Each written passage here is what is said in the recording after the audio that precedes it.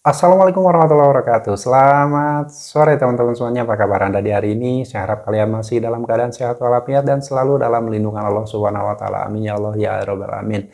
Nah, di video kali ini yang akan saya bahas mengenai apa saja yang sudah terjadi dan bahaya yang akan terjadi ketika kalian mulai menggunakan pinjaman online.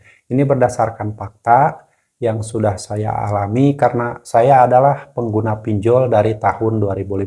Saat itu saya menggunakan Home Credit Indonesia, Akulaku, Kredipo, dan yang lainnya. Dan fakta-fakta yang terjadi itu berbeda-beda dari setiap pinjol itu. Nah, di video ini akan saya jelaskan beberapa bahaya pinjaman online secara garis besar saja, tidak semua secara detail. Dan ini berkaitan dengan beberapa aturan dari OJK yang mana saat ini mungkin masih simpang siur, ada yang menyampaikan A, ada yang menyampaikan B, dan fakta yang terjadi di lapangan yang saya alami akan saya jelaskan secara garis besarnya saja, yaitu mengenai aturan tentang pinjol tidak boleh menagih lebih dari 90 hari. Terus ada yang menyampaikan pinjol bekerja sama dengan asuransi. Terus pinjol legal juga hanya boleh mengakses kamera, mikrofon, dan lokasi. Dan fakta yang terjadi di lapangan seperti apa, ini akan saya jelaskan berdasarkan pengalaman yang sudah saya alami. Ya bayangkan dari tahun 2015 pertama kali waktu itu berdiri Akulaku tahun 2013, lalu disusul oleh Home Credit Indonesia pada tahun 2014 sekitar bulan Juli. Sampai sekarang itu kan masih ada Akulaku, Home Credit masih ada, terus ada juga pinjol-pinjol yang saat ini makin menjamur, apalagi pinjol ilegal itu kan tidak terdeteksi. Pinjol legal saja saat ini masih ada yang tersisa 98 pinjol legal yang terdaftar di Otoritas Jasa Keuangan. Nah, buat teman-teman, ini khusus yang belum pernah minjol atau mungkin ada yang sudah menggunakan pinjol. Jika pengalaman kalian mungkin ada yang sama, ada yang berbeda, silahkan nanti bisa tuliskan di kolom komentar. Ketika saya dulu mengajukan data-data dan memverifikasi wajah, ada yang memberikan pinjaman pada saya. Terus ada juga setelah saya mengajukan data-data, setelah memverifikasi wajah, pokoknya data-data saya lengkap, setelah diajukan peminjaman ditolak dan tidak disetujui. Itu ada juga seperti itu, dan banyak juga pinjol legal yang tidak memberikan pinjaman, yang mungkin mereka mempunyai penilaian tersendiri terhadap data-data yang saya ajukan. Nah, setelah adanya pinjol yang tidak memberikan pinjaman atau pengajuan pinjaman saya ditolak, itu tidak lama kemudian bermunculan tawaran-tawaran pinjaman online, baik itu yang masih legal, ada juga yang tawaran-tawaran dari pinjol yang tidak terdeteksi, yang saya juga tidak tahu namanya apa, tiba-tiba banyak puluhan sampai ratusan SMS yang masuk, dan itu menawarkan pinjaman cepat cair, ada yang nominalnya 2 juta rupiah, 5 juta rupiah, bahkan sampai 10 juta rupiah, tapi tidak menyebutkan nama aplikasinya, hanya mengirimkan link di SMS tersebut. Lalu selanjutnya ada juga yang menawarkan pinjaman melalui telepon. Nah, melalui telepon ini langsung dia bilang bahwa saya dari aplikasi A, menawarkan pinjaman pada Anda. Ada juga yang mengirimkan penawaran pinjaman melalui chat WhatsApp. Itu berbagai penawaran dari perusahaan pinjaman online yang tidak terdeteksi ataupun ilegal ya.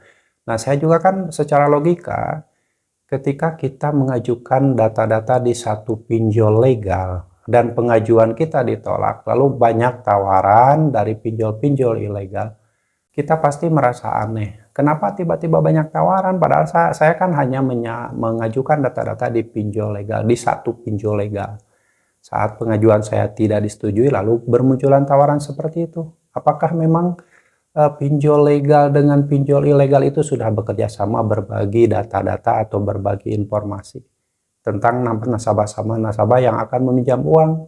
Nah, menurut kalian bagaimana? Silahkan tuliskan di kolom komentar. Itu fakta yang terjadi di lapangan, dan ini mungkin luput dari pemantauan Otoritas Jasa Keuangan, karena Otoritas Jasa Keuangan kan selalu menyampaikan bahwa pinjol legal itu hanya boleh mengakses kamera, mikrofon, lokasi. Terus ada juga bahwa pinjol legal itu tidak boleh menagih lebih dari 90 hari. Terus pinjol legal itu harus bekerja sama dengan asuransi dan banyak-banyak lagi aturan yang ditetapkan oleh OJK untuk pinjol legal. Tapi fakta di lapangan itu 50% atau mungkin 90% itu bertolak belakang dengan aturan.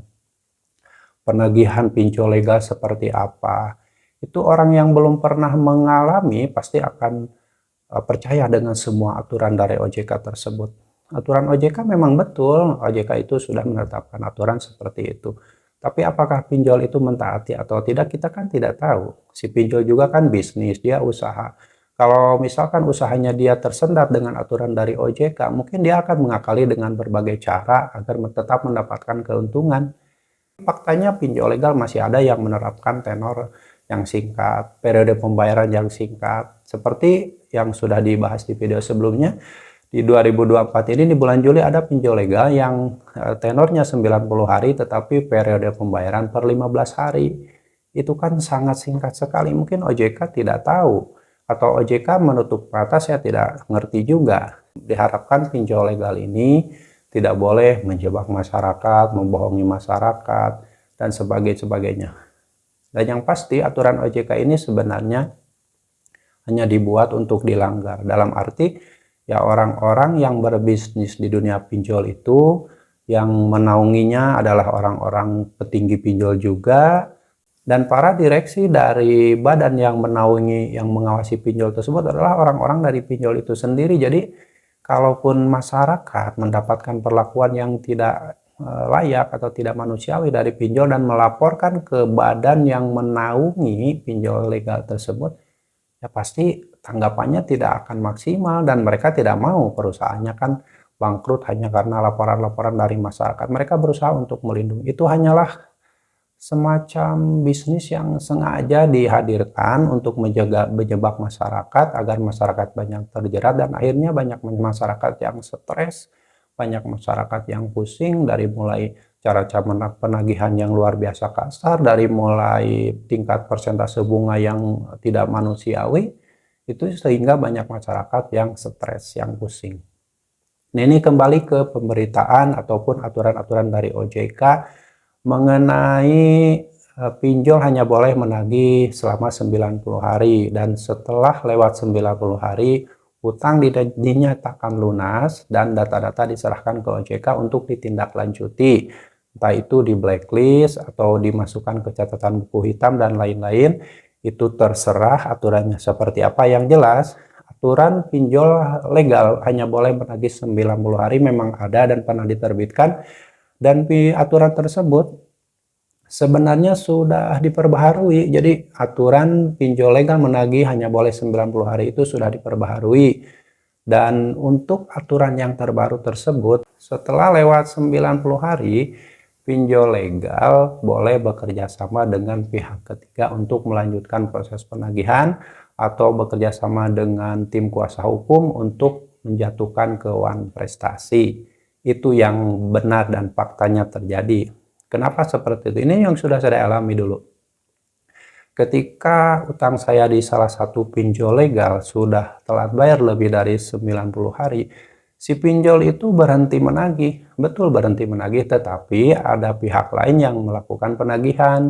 Contoh yang pernah saya alami dulu yaitu ada yang menagih dari PT Kolmitra yang beralamat di Depok katanya waktu itu. Lalu ada juga yang menagih dari PT Telmak. Pokoknya perusahaan-perusahaan lain atau pihak ketiga yang bekerja sama dengan pinjol legal melanjutkan proses penagihan setelah lewat atau setelah telat bayar lebih dari 90 hari. Jadi buat teman-teman tidak usah panik, tidak usah heran ketika tiba-tiba setelah lewat 90 hari katanya hutang lunas, pinjol tidak akan menagih lagi, tapi ternyata masih ditagih. Itu yang menagih adalah pihak ketiga ya. Yang sudah pernah saya alami yaitu ditagih oleh PT MBA, terus PT Kolmitra sama PT Telmak. Nah, itulah fakta yang terjadi di lapangan. Jadi aturan OJK memang betul pinjol legal hanya boleh menagih 90 hari, tetapi setelah lewat 90 hari pinjol legal boleh bekerja sama dengan pihak ketiga. Nah, itulah, jangan heran ketika kalian terus-terusan ditagih, dan bahkan saya dulu itu setelah telat bayar sampai 9 bulan atau 8 bulan kurang lebih, itu masih ada yang menagih. Masih ada yang menagih, tapi bukan pinjolnya, tapi pihak ketiga. Oke, mengenai aturan perusahaan pinjol legal, menurut OJK hanya boleh mengakses kamera, mikrofon, dan lokasi. Ini betul ada aturan seperti itu dari OJK, tapi bagaimana fakta di lapangan? Ini yang sudah saya alami dulu ketika ada salah satu pinjol legal yang mengakses lebih dari kamera, mikrofon, dan lokasi. Saat itu saya ingin menginput data-data nomor kontak darurat. Jadi ada salah satu perusahaan pinjol legal yang meminta 4 nomor kontak darurat. Nah, saat pertama kali saya menginput secara manual nomor kontak darurat yang saya akan masukkan tersebut, tiba-tiba secara otomatis si aplikasi pinjol tersebut minta mengakses langsung ke kontak yang ada di HP saya. Kalau saya menuliskan nomor kontak darurat secara manual, itu tidak mau dia. Tidak mau, si aplikasinya itu udah nggak jadi nolak lah intinya. Tapi setelah saya klik, ternyata dia minta langsung akses ke kontak nomor HP yang ada di HP saya, itu kontak-kontak yang ada di HP saya itu. Nah, itulah, jadi ada salah satu pinjol legal yang mengakses lebih dari kamera, mikrofon, dan lokasi, yaitu mengakses kontak. Jadi baiknya buat teman-teman, ketika kalian meminjam uang di pinjol, lalu si pinjol itu meminta mengakses lebih dari kamera, mikrofon, dan lokasi, sebaiknya jangan diteruskan meminjam di pinjol tersebut. Itu akan sangat beresiko untuk Anda. Data-data kontak Anda akan diambil oleh mereka, lalu isi galeri yang ada di handphone Anda akan diambil oleh mereka. Jadi hentikan, lebih baik cancel atau batalkan, tidak usah dilanjutkan meminjam di pinjol legal tersebut, walaupun statusnya legal, karena fakta di lapangan, semua aturan dari OJK itu banyak yang dilanggar oleh pinjol legal. Oke ya, itu aturan kedua dari OJK mengenai pinjol legal hanya boleh mengakses kamera, mikrofon, dan lokasi. Lalu selanjutnya kita masalah pinjol legal diwajibkan bekerja sama dengan asuransi. Fakta di lapangan apa yang terjadi? Pinjol legal mungkin banyak yang bekerja sama dengan asuransi. Ini mungkin ya, mungkin. Jadi saya juga tidak bisa memastikan apakah aturan dari OJK pinjol legal diwajibkan bekerja sama dengan asuransi itu sudah ditaati atau belum. Karena kita juga masih menerka-nerka apakah betul pinjam uang di pinjol A yang legal sudah diasuransikan, itu pasti masih banyak yang ragu. Yang pasti, kalau kalian merasa sudah menggunakan pinjol, lalu ketika jatuh tempo tidak mampu lagi membayarkan utang di pinjol tersebut, langsung stop pembayaran, gagal bayarkan. Tidak perlu memikirkan apakah nantinya akan ditagih oleh DC lapangan, tidak perlu memikirkan apakah pinjol itu bekerja sama dengan asuransi atau apa. Solusi ketika kalian kesulitan membayar itu ada di diri kalian sendiri, bukan di asuransi, bukan di AEPI, bukan di OJK. Karena mereka hanya memberikan solusi secara teori. Prakteknya Anda sendiri yang akan tetap dicecar dengan penagihan. Yang penagihan yang beretika mungkin menyebutkan nama aplikasinya, tapi ketika kalian ditagih oleh penagih utang yang tidak menyebutkan nama aplikasinya, disitulah kata-kata luar biasa kasar akan keluar. Walaupun itu Anda tahu sendiri bahwa itu dari pinjol legal, atau Anda sendiri yang tahu kalau Anda itu hanya meminjam di pinjol legal. Itulah fakta yang terjadi di lapangan, dan ini juga mungkin luput dari OJK. Bahkan OJK pasti mengira ketika Anda ditagih dengan cara-cara kasar luar biasa, itu pasti mereka mengira itu dari pinjol ilegal. Padahal yang tahu nasabah itu hanya meminjam di pinjol legal, dan ketika ditagih tidak menyebutkan nama aplikasinya, kata-katanya luar biasa kasar. Makanya boleh dibilang yang waras ngalah aja lah. Yang waras mengalah lah, nggak usah pusing-pusing dengan aturan OJK seperti ini bang, kok nagihnya seperti ini, nggak usah dipikirin ke situ. Nanti Anda stres sendiri mikirin aturan OJK, tapi Anda tetap ditagih dengan kata-kata yang melanggar aturan OJK tersebut. Nah, jadi masalah pinjol legal diwajibkan bekerja sama dengan asuransi itu tidak ada yang bisa memastikan atau membuktikan secara 100% bahwa pinjol legal bekerja sama dengan asuransi. Tapi ya kita berharap semua pinjol legal itu menaati aturan dari OJK mengenai bekerja sama dengan asuransi, karena saya yakin si pinjol juga tidak mau rugi ketika banyak nasabahnya yang gagal bayar. Nah, otomatis mereka akan terus berusaha bekerja sama dengan asuransi agar utang-utang nasabahnya yang gagal bayar itu bisa di-cover dengan asuransi. Oke, itu sedikit penjelasan mengenai aturan OJK bahwa pinjol legal diwajibkan bekerja sama dengan asuransi, walaupun masyarakat awam itu masih simpang siur dan masih banyak bertanya apakah betul utang kita di pinjol legal itu diasuransikan atau tidak. Walaupun banyak pemberitaan yang menyampaikan bahwa pinjol legal bekerja sama dengan asuransi dan hutang auto lunas dan bisa di-cover dengan asuransi. Itu memang bisa saja terjadi, tapi itu perlu waktu ya. Perlu waktu, ada yang mungkin setelah lewat 90 hari langsung diklaim ke asuransi. Ada yang telat bayar lebih dari 6 bulan baru diklaim ke asuransi. Ada yang nasabahnya telat bayar lebih dari 1 tahun baru diklaim ke asuransi. Itu tergantung dari perusahaan pinjolnya. Jadi kalian yang saat ini sedang mengalami kesulitan bayar di pinjol itu tidak perlu memikirkan hal seperti itu yang akan memusingkan diri kalian sendiri. Kalian fokus saja dengan kehidupan kalian, karena faktanya segala solusi telat bayar atau gagal bayar di pinjol itu ada di diri kalian sendiri. Bukan di OJK, bukan di pinjol, dan bukan di asuransi, bukan di API dan sebagainya. Bukan, ada di diri kalian sendiri. Kalau kalian udah meniatkan hati untuk menjauhi dari jeratan utang pinjol, solusinya di diri kalian, yaitu jika kalian sudah tidak mampu bayar, jangan nunggu hidup Anda hancur, segera gagal bayarkan. Dengan gagal bayar, Anda akan selamat dari terjerat utang yang lebih besar, dan Anda akan bisa terbebas dari jeratan utang pinjol. Dan kalau kalian tidak mau diteror dari awal, seperti yang sudah saya sampaikan beratus-ratus kali, segera ganti nomor handphone kalian, lalu segera ganti nomor WhatsApp, ganti email, ganti semua media sosial kalian. Dengan seperti itu, kalian akan terbebas dari teror-teror yang dikirimkan melalui telepon, melalui chat WhatsApp, melalui email, melalui SMS.